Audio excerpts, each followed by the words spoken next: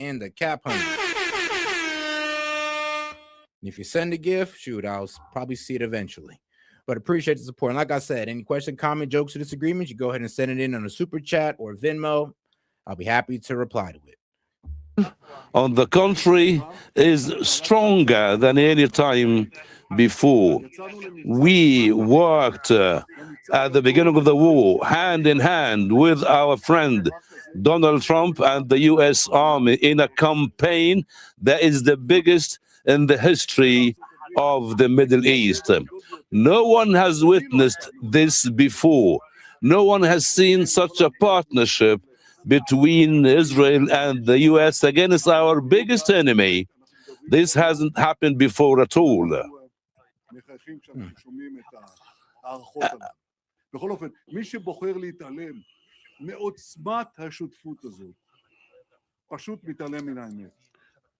We're bringing you coverage of a statement that is being made by Prime Minister Benjamin Netanyahu. This is possibly one of the first statements that he's made since the ceasefire was announced between the United States and Iran. In the brief part that we heard there, he's referred to this as simply a first step in the war against Iran. He said Iran... But all right now, and let's go ahead and get over to a bit more current news. It's been just hours since President Trump announced a 2-week ceasefire with Iran, but this morning, that temporary truce is looking fragile at best. Moments ago, an Iranian news agency reported Tehran halted oil tankers' traffic through the Strait of Hormuz. Reopening the strait to commerce, of course, was a key part of the deal the president and his administration says Iran signed on to. Listen to Secretary Hegseth this morning. What has been agreed to, what's been stated is the strait is open. Our military is watching. I'm sure their military is watching, but commerce will flow. One of Iran's demands in exchange was that Israel end its bombardment of Hezbollah targets in Lebanon. The Israelis say they never agreed to that, and the strikes continue today. Actually, you know, it's so funny. The Israelis was mad at us for like keeping them out of the talks because we knew nothing was going to go nowhere with them. So, of course, we kept the Israelis out. But yeah, they was already complaining about how they were left out of the talks, like on pretty much when the ceasefire was pretty much done. It didn't, like, when I heard that they struck Lebanon, it didn't surprise me because I was like, yeah, well, y'all were bitching about the fact that you weren't included in there. And the reason why y'all weren't included in there is because we know there would have been no ceasefire met with you guys in there. And then if we'd let you know where it was being done, you'd try to bomb the Iranian foreign minister. Like, we all know what y'all are on. As you can see here in Beirut. In terms of this later. Yeah, Israel's known for bombing negotiators. It's kind of crazy. I mean, that's why they bombed Qatar and Doha. They were trying to kill a Hamas negotiator. This news. I mean, obviously, the ceasefire has only been live for less than 24 hours. And the fact that Iran can still close the Strait of Hormuz in just a whim is going to strengthen the U.S.'s resolve to ensure that it does not control or retain sort of sole control of the strait going forward. And obviously, when it comes to if the ceasefire is still ongoing, when it comes to ensuring a permanent deal, both sides are going to be very far apart on that particular issue. Stephen. Yeah, that's exactly right. The White House spent last night and this morning on a victory lap, declaring that President Donald Trump had pulled off a masterstroke by reopening the Strait of Hormuz. That was somewhat of an absurd claim because the Strait of Hormuz, of course, was open before he launched this war that was opposed by much of the world. But this new apparent closure will undercut the not only the White House claim that Trump has pulled off a massive victory here, and that the Strait of Hormuz issue is and this is what goes against, you know, all of right-wing media as well. It goes against what they're saying, to be honest. Like, they're over here telling us that, oh yeah, that we pretty much brought them to their knees and they opened the Strait of Hormuz and they didn't want to. We made them. Okay, but in Israel attacks Lebanon, they closed the Strait of Hormuz, and now their complete propaganda campaign just completely falls apart before our eyes. And now people in the Fox News studio are just hit there with the emotional damage. And they should be. Why? Because they had the propaganda campaign so out there, so smooth. They was like, yeah, don't worry, bro. We brought them to their knees with our bombs. They gonna open up the Strait of Hormuz on our command. We ain't giving up nothing. Israel blows up Lebanon. Iran's like, yep, straight closed. Oh yeah, and we don't trust y'all no more. Almost had him. Not even going to be something that's going to be contentious going forward. I think it shows why a lot of people are arguing that despite all the propaganda coming out of Washington, the United States has absorbed a strategic defeat here, because it shows that going forward, at any moment, even a few hours into a ceasefire, Iran has the capacity to close that strait and create, again, that chokehold on the global economy. So I think it's going to be very irksome to the White House. The question is, how will they respond? Will they try to pretend this isn't happening, that it's just a teething problem? Or at some point, will President Trump's credibility and prestige and red lines again come into play in such a way as he has to take some military action, and then we're back where we were before? Now we're seeing the closure of the Strait of Hormuz. Just talk about how the escalation after the ceasefire last night has only increased. Yeah, there are multiple sensitivities here. There are multiple narratives, not least what we've heard from Pete Hegseth, the Secretary of Defense, not least what we've heard from a whole variety of Iranian officials who both sides claiming victory. So you have that, and it's not clear what precisely has been agreed. Pakistan's ambassador to the UN said that Pakistan's prime minister had sent he didn't describe it as a text on agreement, but an understanding to both the US and Iran, who had agreed to it. He didn't say precisely what was in it. He said that was bounded by secrecy to let the sides work out what are clearly very big differences at the moment. He spoke about the Pakistan's prime minister in his statement having primacy in this situation. And shout out to my man Jed. Whose idea was it to let Iran take the strait anyway? I mean, bro, here's the problem. We never was supposed to F with Iran. That's the problem. They've always had the strait as well, part of their arsenal. They've been able to do this. They did it before. I don't even know why we honestly test them, by the way. But I mean, I guess we effed around and found out in this part. But let me show you why. Shout out to this map right here that I'm about to take you to. But shout out. Here's Iran, right? Let me main screen this. Right, so here's Iran. And the problem with like Iran and their location is that, well, here's the Strait of Hormuz. Iran is right there on the Strait of Hormuz. So they've always had the capability to close it. And through their good grace, everybody's been going through there, well, for free.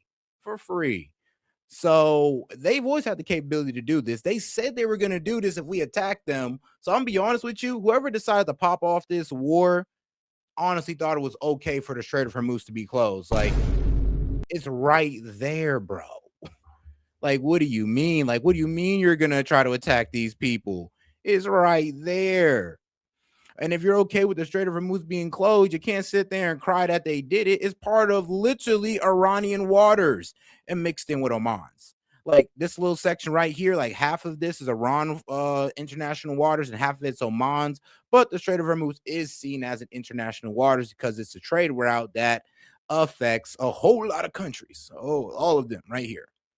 Like, what was it? The natural liquid gas out of Iraq, Saudi Arabia, including their oil, United Emirates, Dubai, Qatar. Yeah, all of them are getting stopped right here in the Strait of Hormuz that Iran's right next to with all the missile capability in the world. And we were playing with them. Yeah, that's the problem with the plan, low-key. Well, you know what? Let's go ahead and get over to right-wing media with our guy, Sean Hannity. Hi, welcome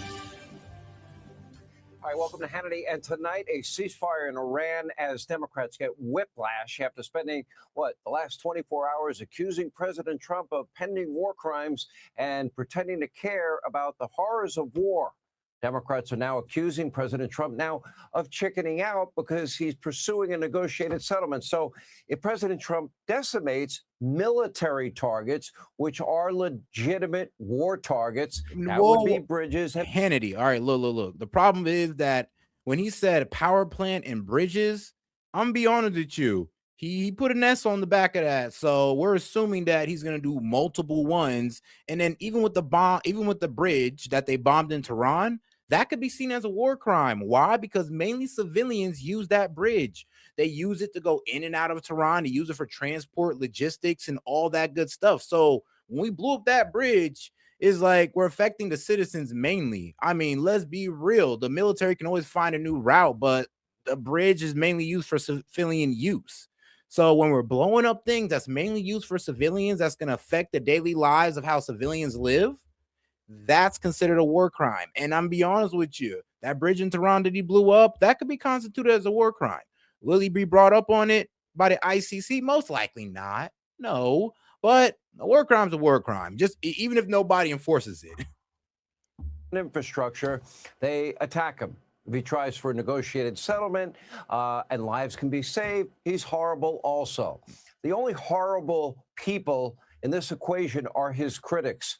Now, this president is ensuring that Iran will never, ever have a nuclear weapon, which makes the world a safer place for your children and grandchildren. But, I mean, something they simply... Here's the thing about blowing up that bridge. Is like Israel and us have both blown up some pretty important bridges. Like the bridge that, that crosses from northern Lebanon into southern Lebanon, the bridge that goes over the Litani River.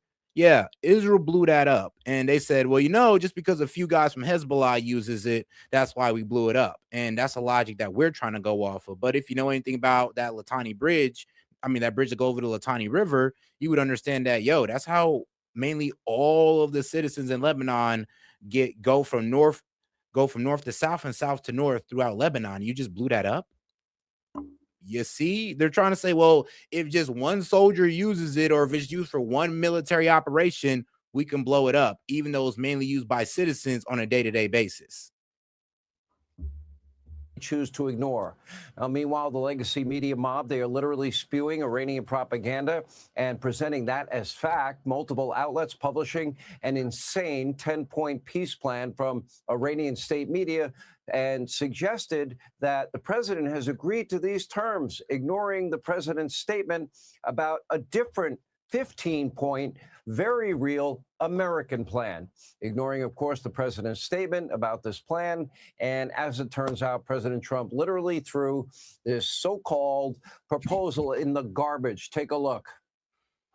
The Iranians originally put forward a 10-point plan that was fundamentally unserious, unacceptable, and completely discarded. It was literally thrown in the garbage by President Trump and his negotiating team.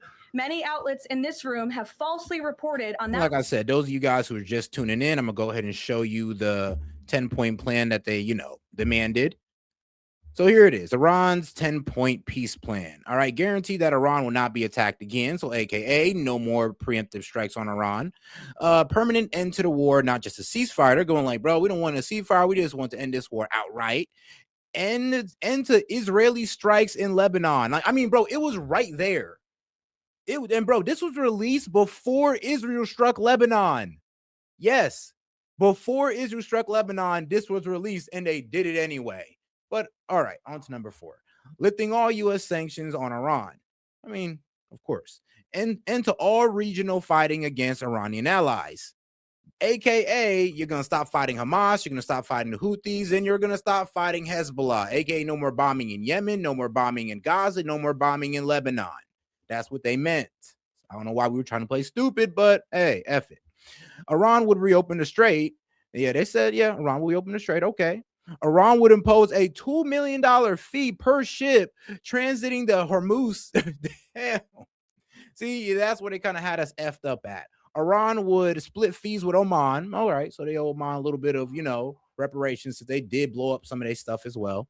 Iran would establish rules for safe passage through the Strait of Hormuz, and also Iran would use Hormuz fees for reconstructions instead of reparations. So, yeah, that's what they're pretty much telling us. And that's a 10-point plan. Donald Trump just said, we ain't doing that. I mean, I get it. I get it. Plan as being acceptable to the United States, and that is false. And the I mean, let's be real. If he accepts that, that's a complete L. idea that President Trump would ever accept an Iranian wish list as a deal is completely absurd. All right, here are the facts. The list touted by the New York Times, other so-called legacy media outlets, is a bogus terrorist wish list with demands that President Trump, if you know President Trump, if you knew President Trump, would never, ever entertain. Garbage where it belongs, in the garbage pail. Now, that includes a commitment Iran would control the Strait of Hormuz. That's never going to happen. Iran also demanding the U.S. totally leave the Middle East. That's not going to happen. Also wanting the U.S. to accept Iran's so-called right to enrich uranium. President has said over and over that is never going to happen. This list goes on with other insane, ridiculous demands, but AKA F their sovereignty. It's not a real list, never was a real list. It is Iranian propaganda, sitting in the bottom of a trash can. At the end of the day, Iran has zero leverage. Their military is in ruins. Their factories are destroyed. Their proxies are crippled. Their economy is a disaster. Their nuclear program is now buried deep underground. And on Truth Social, President Trump posted this, quote, "Oh, guys, we got only 50 likes, man. Let's try to get to 100 by double tapping that screen and liking the video, guys. Let's get more people on the conversation by double tapping that screen. All right, let's go. Let's get to it. Oh, and also subscribe to the channel while you're at it. The U.S. will work closely with Iran, which we have determined has gone through what will be a very productive regime change. There will be no enrichment of uranium, and the U.S. will, working with Iran, dig up and remove all of the deeply buried by B-2 bombers nuclear dust. That's the 60% enriched uranium that we have been talking so much about. Let us be very clear. As we speak, there are two main objectives that the U.S. will achieve one way or the other. We will seize Iran's 60% enriched uranium, or as the president affectionately refers to it, as dust, and the Straits of Hormuz will in fact be open, free and clear from any Iranian threats or aggression, or they don't get to charge tariffs either. Again, this will happen either by a peace deal, a negotiated settlement, or by force. The choice is in their hands. I hope they choose wisely. I really do. Unfortunately, tonight, there are numerous groups in this country that simply just do not want this president to succeed. And when you think of how high the stakes are, it's pretty remarkable. That would include radical Democrats. That would include... I don't know. How high are the stakes, Hannity? I would have to ask that. How high are the stakes? Let me be real with you. Everything was all good until we hopped into this war. Iran was willing to give up their nuclear enrichment program, and all of a sudden we bombed them. So I'm just like, where's the existential threat here? Because we were kind of getting everything we wanted through diplomatic means. We just threw that out the window and decided just to go for everything: regime change or nuclear enrichment and grinding down of their military. And well, we ain't got their enrichment together. Like, we still don't got the stockpile. And also, the regime is still in power, but we did grind down their military quite a bit. So 2 out of 3. I mean, no, well, my bad. 1 out of 3. So not too bad. I mean, it could be better. The legacy media mob outlets, and I'll have a message for them coming up in the next block. And then there's another group of, of people hoping that President Trump and America will also fail. The obnoxiously loud, self-important isolationists in this country, seething with rage. They thought they could actually convince President Trump to stay out of this. They are livid that he did not listen to them. They push a phony narrative about forever wars and say America first means cowering in fear and isolationism. It is not. I'll explain. No, America first means that we're not going to put, well, I'm gonna be real with you. Explain to me how this is America first. Like, we're still going through an affordability crisis. Debt is still out of control. Like, bro, we're at what, $39 trillion in debt, and you're telling me Trump wants $200 billion more for this war?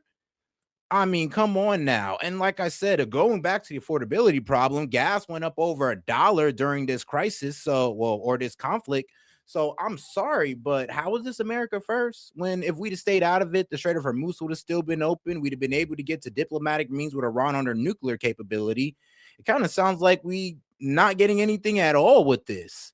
Like all we got is a couple cool videos of shit blowing up. And I mean, that ain't really nothing. Like the American people can't, I don't know, buy groceries with that. They can't buy a home with that. I'm sorry, but they can't.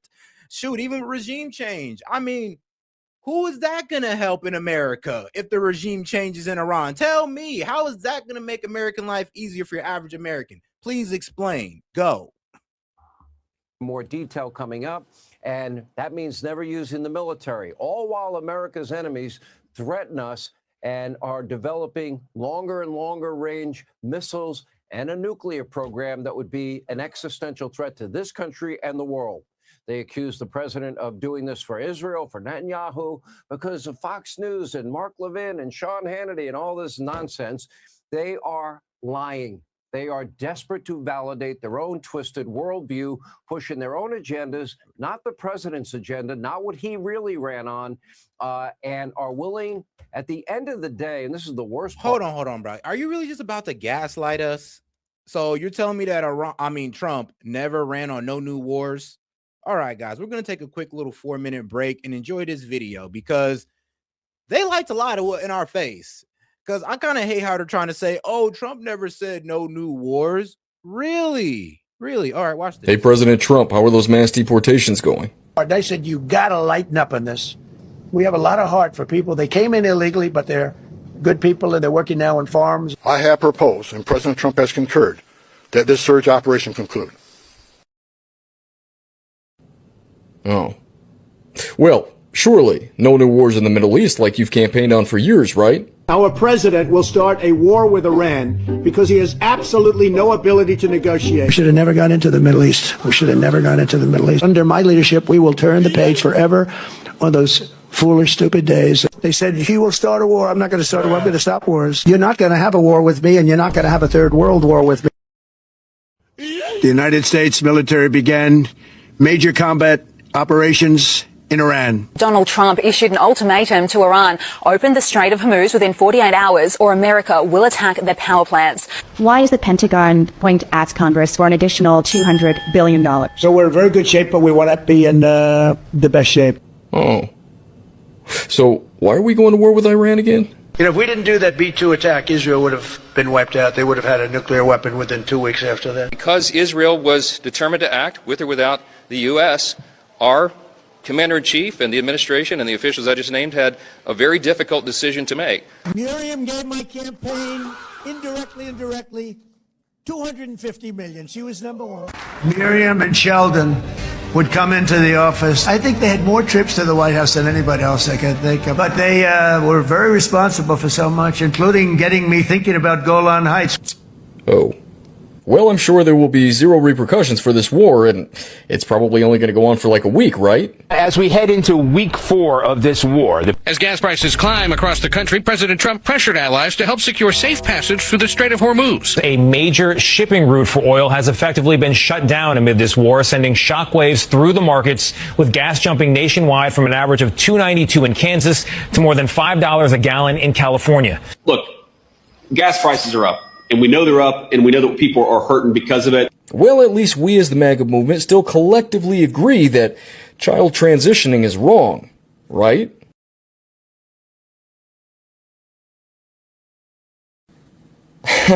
Okay. How about those Epstein files?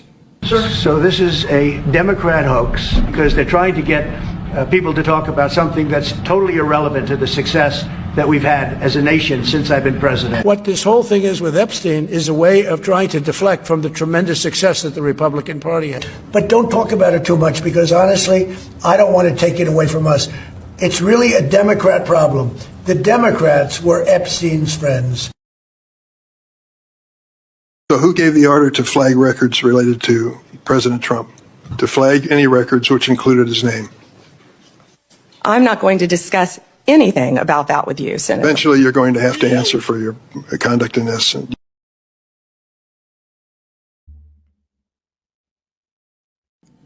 Oh. Well, it kind of seems to me like the Republican president has slowly transitioned into a Democrat president. Hey MAGA, why are we voting for these people again? One thing is certain, we didn't leave MAGA. MAGA left us. But the question is, are we going to allow that? Or are we going to take the reins from the man who started it all, but has sadly become the opposition to everything that we stand for? Or are we going to continue to lick the boot and bend the knee to people who don't give a shit about us? They use us for our vote, they lie directly to our faces, they protect child predators, they want to grant mass amnesty to millions of illegal immigrants, and now they're totally fine with children being mutilated and indoctrinated by their crazy-ass liberal parents. Fuck Trump, fuck Vance, fuck Rubio, fuck the Republican Party as a whole, fuck the Democrats, fuck them all. This is not the shit that we signed up for. Wake the And shout out to my man Shattering Illusions, by the way. Make sure you go follow that guy on TikTok. But I don't know how long he's going to be on TikTok, by the way. But all right, guys, make sure you guys double tap that screen and like the video. But yeah, it's kind of crazy how he is walking back on a lot of things. Like even during the press conference, they was asking Caroline Levitt about a mass amnesty bill. I'm like, are you serious? So what was all this about mass immigration? All right, well, we ain't getting that. Well, no, no. We're not gonna let these crazies trans their kids unless we are gonna let the crazies trans their kids because they're the parents, and long they got parent consent, they can mutilate their child. I'm like, bro. So do we get anything? We get a war. Oh, and now we're supposed to treat it like the best war that ever happened, even though every other war in the Middle East was a complete disaster. So that's what you're feeding us now. Really? All right then. All right. Like I said, bro, I feel, bro, when he said, bro, I ain't leave MAGA. MAGA left me, bro. Y'all walked right off onto the pro-war, pro-Israel side, and y'all said, hey, man, I'll see you. Oh, and you were never American, by the way, because you're not for this war. And I'm like, oh, okay. Well, that's cooked. All right, let's get back to it. To me, they are willing to gamble with your children and your grandchildren and their future, leaving them a legacy of a bunch of a death cult, Islamic fascists armed with nuclear weapons. None of them, thankfully, prevailed, nor are they, frankly, worth listening to. Now they are reduced to snowflakes. They're upset that Donald Trump's language to the #1 state sponsor of terror, that was where the message was directed. I mean, it's funny. I actually heard some propaganda in the chat where somebody said, well, Iran said they were going to nuke us as soon as they get one. No, they never said that, actually. Actually, like I said, this guy right here that we blew to smithereens, he was a guy that put in a religious fatwa in like 04 or 06 that said that is a sin to build a nuke, and they stuck to that. So this whole propaganda campaign on, if they ever get a nuke, they'll just attack us. I mean, well, weren't we kind of saying the same thing about North Korea? And how'd that work out? Not too bad. We shouldn't let them get a nuke, but in the end, it didn't work out that bad. It kind of looked like they just wanted to be left alone. Huh, funny. Something they never seemed to care about before. How dare the president speak the only language terrorists understand? That is strength. And that is, well, a little bit of, I'm going to do it all, which he's proven it over and over again. They're so concerned about the feelings of what? Radical Islamists? Well, count me as someone that wants all those terrorists. I want them stopped forever. And I want the world to be a safer place. And we have an obligation to our kids and grandkids to make sure they never get nuclear capability. Let me tell you how this is all going to end. Bro, we'd have made sure they had nuclear capability through the JCPOA. I mean, that was like the best way. We had inspectors on the ground. They was checking their stockpile. They reported back from us from 2015 to 2018. That problem was solved. And then for some reason, you guys pushed Donald Trump to get out of the JCPOA. And then all of a sudden, Trump starts, he invokes the sanctions back on them. Oh, yeah, kills General Soleimani and then puts the IRGC as terrorist group. All acts of aggressions, by the way. And then by 2021, these guys come out with 60% enrichment because of our aggression towards them.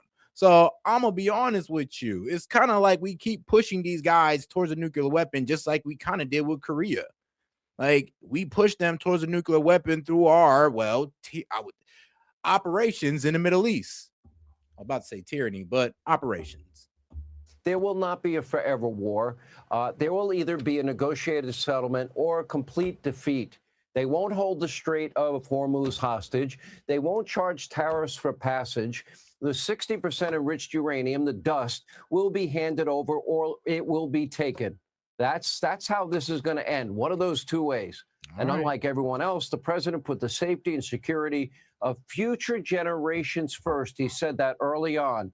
He did what no Democrat or Republican president before him would do, even though they all said the same thing, that Iran can't have nuclear weapons. Now, the end result will be a safer world for your children and your grandchildren. And my prediction is history will be kind to President Trump's resolve, his moral clarity, his clear understanding of what is true evil in our time. Hey, Sean. I don't know, man. It sounds like my grandchildren is going to be the ones paying for this war in the end as well. But okay. I mean, you can frame it like that. But all right, let's go ahead and get into this Piers Morgan here, because a lot of people are saying this is a surrender. Trump-Iran ceasefire threat as Israel bombs Beirut with Megyn Kelly and Joe Kent. I don't really understand the hate for Joe Kent, to be quite honest with you guys. Like, honestly, the most qualified guy. You can't find me a more qualified guy to speak on the threat of Iran. Like, bro, like